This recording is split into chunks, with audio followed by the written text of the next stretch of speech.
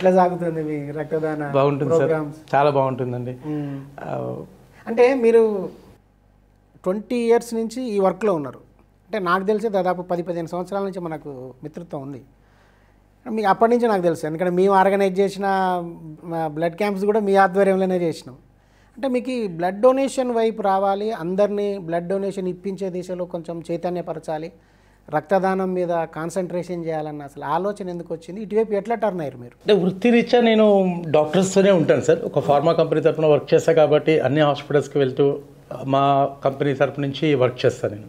So ఆ టైంలో ఏంటంటే ఒక్కొక్కసారి డాక్టర్స్ చాలా ఎమర్జెన్సీగా ఉండటము, హాస్పిటల్ వాతావరణం అంతా కూడా సీరియస్ అయిపోయి ఉండటము, ఇలా జరుగుతున్నప్పుడు ఏంటి ఇలా ఉంటుంది అని అంటే లోపల ఆపరేషన్ జరుగుతుంది, ఒక పేషెంట్కి బ్లడ్ లేదు, బ్లడ్ బ్యాంక్లో స్టాక్ లేదు.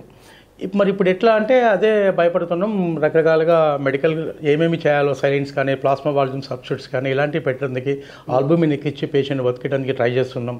బట్ ఇవన్నిటికన్నా ముందు మనకి పర్టికులర్గా కావాల్సింది haemoglobin, red blood cells. So మనం దానికి బ్లడ్డే ఎక్కియాలి, దానికి వేరే సబ్స్టిట్యూట్ లేదని డాక్టర్స్ చెప్తారు. మరి ఇప్పుడు ఆ పేషెంట్ కండిషన్ ఏంటిదంటే చెప్పలేము. అది డెలివరీ కేసు అనుకోండి, మదర్ లైఫ్ కాంప్లికేట్ అయితే బేబీ పరిస్థితి ఏంటిది, ఒక్కొక్కసారి బేబీ కండిషన్ కూడా సీరియస్ అయిపోయే అవకాశాలు ఉంటాయి. సో ఇలాంటి డాక్టర్స్ చెప్తూ ఇక ఏం చేస్తారు సార్ మరి ఈ టైంలో అంటే చూస్తున్నాము మా హాస్పిటల్ డాక్టర్స్ ఎవరో ఒకళ్ళు ముందుకు వెళ్ళి డొనేట్ చేయాలనుకుంటున్నాము, కానీ ఆ గ్రూప్ మాకు లేదు.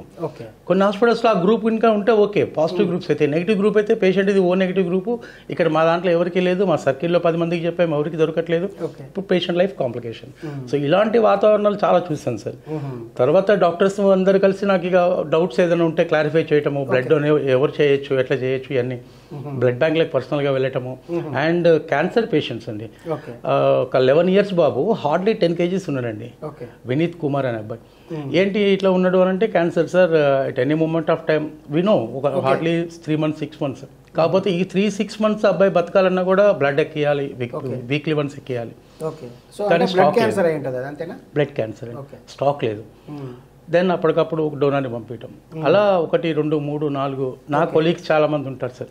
ఆ కొలీగ్స్లోనే ఏ పాజిటివ్ ఎవరికి ఉంది అని ఎత్తికి ఆ డోనర్ని పంపించి ఆ పేషెంట్కి హెల్ప్ చేయడం, ఆ పేరెంట్ సాటిస్ఫాక్షన్, ఇవన్నీ కలిసి ఇక బ్లడ్ డొనేషన్స్కి మీద ఎవరో ఒకరినో ఇద్దరినో పంపించడం కాదు, ఇంతగానంగా షార్టేజ్ ఉందా బ్లడ్ బ్యాంక్లో, మరి ఇంతకాలం నాకు తెలియదు, ఇకనైనా నేర్చుకోవాలి దీని మీద అని రోజు కొద్దిసేపు వెళ్ళి అక్కడ కూర్చోవటం బ్లడ్ బ్యాంక్స్లో.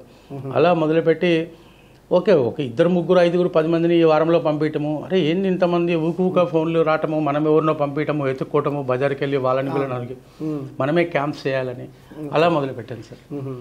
సో అంటే ఇప్పటివరకు మీరు ఎన్ని క్యాంప్స్ ఆర్గనైజ్ చేసి ఉంటారు మీ ఆధ్వర్యంలో కానీ వేరే వాళ్ళు? ఈ 20 ఏళ్లలో మోర్ దాన్ 1000 ఉంటాయి సార్, 1000 2000 ప్లస్ ఉంటాయండి. ఓకే. సో అంటే ప్రతి సంవత్సరం ప్రతిరోజు అండి, అంటే ప్రతిరోజు క్యాంప్స్ ఆర్గనైజ్ ఎలా చేయాలి, ఇవాళ కాల్స్ వస్తున్నాయి, ఈ కాల్స్ తగ్గాలి అని అంటే స్టాక్ అక్కడ ఉండాలి, కాబట్టి మనమే ముందుకెళ్ళి క్యాంప్స్ చేయాలి.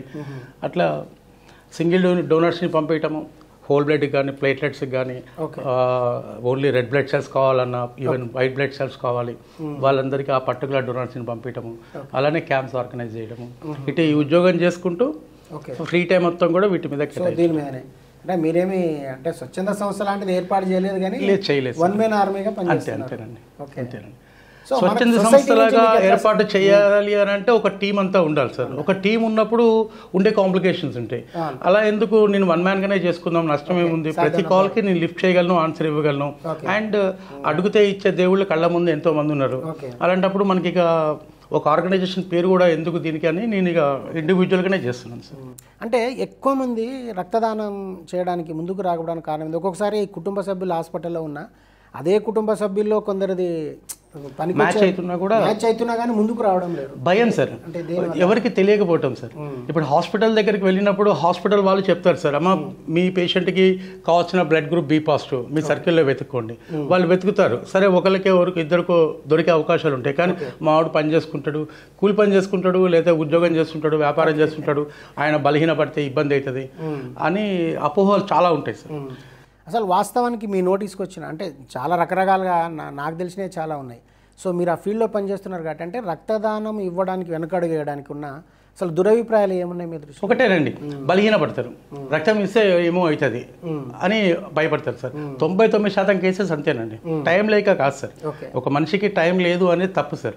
ఆ టైం ఖచ్చితంగా ఉంది. రెండోది, వాళ్ళ ఫాదర్కి బ్లడ్ కావాలి, వాళ్ళ బ్రదర్కి కావాలి, మదర్కి బ్లడ్ కావాలన్నా కూడా ఇవ్వని సందర్భాలు చాలా ఉంటాయి సార్. ఇవి ఓకే, మనము వాళ్ళు ఎడ్యుకేటెడ్ కాదు అనుకుంటే కాదు సార్. ఇవి నేను ఎడ్యుకేటెడ్ కమ్యూనిటీలో చూసాను సార్. ఒక టీచర్ కానివ్వండి, ఒక గవర్నమెంట్ ఎంప్లాయీస్ కానివ్వండి, వాళ్ళలో కూడా ఈవెన్ అడ్వకేట్స్ కానివ్వండి, డిపార్ట్మెంట్స్ కానివ్వండి, వేరే వేరే డిపార్ట్మెంట్స్, వాళ్ళలో నాకు ఒక రోజు ఒక అడ్వకేట్ ఫోన్ చేసి మా మిస్సెస్కి బ్లడ్ కావాలి.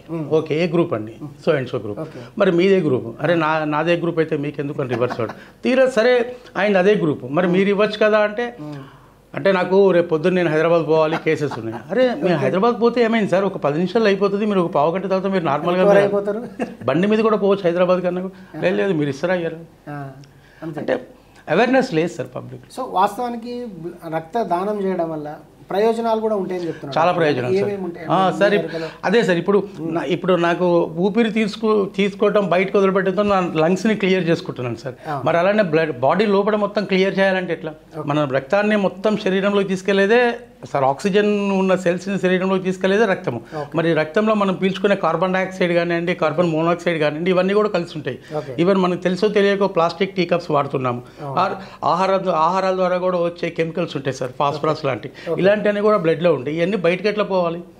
ఎప్పుడైతే మనం బ్లడ్ డొనేట్ చేస్తామో ఆ వాల్యూమ్లో ఆ క్వాంటిటీ కూడా పోతుందండి. ఈవెన్ కార్బన్ డైఆక్సైడ్ లాంటి గ్యాసెస్ బయటకు వెళ్ళిపోతాయి కొంత, అండ్ కొలెస్ట్రాల్ బయటకు వెళ్ళిపోతుంది. ఒక స్టడీ ప్రకారంగా 32% కార్డియాక్ ప్రాబ్లమ్స్ తగ్గుతాయి సార్ రిపీటెడ్గా బ్లడ్ డొనేట్ చేయడం వల్ల. అది గ్రేట్ సార్ అది. సో నేను ఎన్నిసార్లు బ్లడ్ డొనేట్ చేశాను అని ఎవరైనా అన్నారంటే you are also helping your body to give you better health. So cardiac భవిష్యత్తులో గుండె జబ్బులు రావండి అతనికి. అండ్ ఇప్పటికిప్పుడు వచ్చే కొన్ని కాంప్లికేషన్స్ లైక్ లంగ్ ఇన్ఫెక్షన్స్ కానీ, లంగ్ ప్రాబ్లమ్స్ కానీ అలాంటివి రావు, ఇంకా హెల్తీగా తయారవుతాడు. ఇంకోటి మనం ఇచ్చినా ఇవ్వకపోయినా రెడ్ బ్లడ్ సెల్ బతికేదే 120 days, కొత్తవి పుడుతూనే ఉంటాయి. ఎప్పుడైతే నేను ఒక 350 ml ఇచ్చానో నాకు కొత్త బ్లడ్ సెల్స్ వచ్చేస్తుంది. ఆ వచ్చినప్పుడు నాకు ఇంకా ఎక్కువగా ఆక్సిజనేటెడ్ బ్లడ్ ఉంటుంది, నాకు ఇంకా హెల్త్ పెరుగుతుంది, హెల్తీ బ్లడ్ కూడా ఉంటుంది. Perfectly alright sir. ఇది ఏ డాక్టర్ని అడిగినా చెప్తారు సార్. ప్రపంచ ఆరోగ్య సంస్థ చెప్తుంది, మన ఇండియాలో నేషనల్ ఎయిడ్స్ కంట్రోల్ ఆర్గనైజేషన్ చెప్తుంది, అండ్ ప్రతి డాక్టర్ కూడా ఎంబీబీఎస్ చదివిన ప్రతి డాక్టర్కి ఈ ఫ్యాక్ట్ తెలుసు. కాబట్టి డాక్టర్లు ఎక్కువగా ముందుకు వస్తుంటారు బ్లడ్ డొనేషన్. బ్లడ్ డొనేషన్లో వాళ్ళే ఎక్కువగా ముందుకు వస్తుంటారు.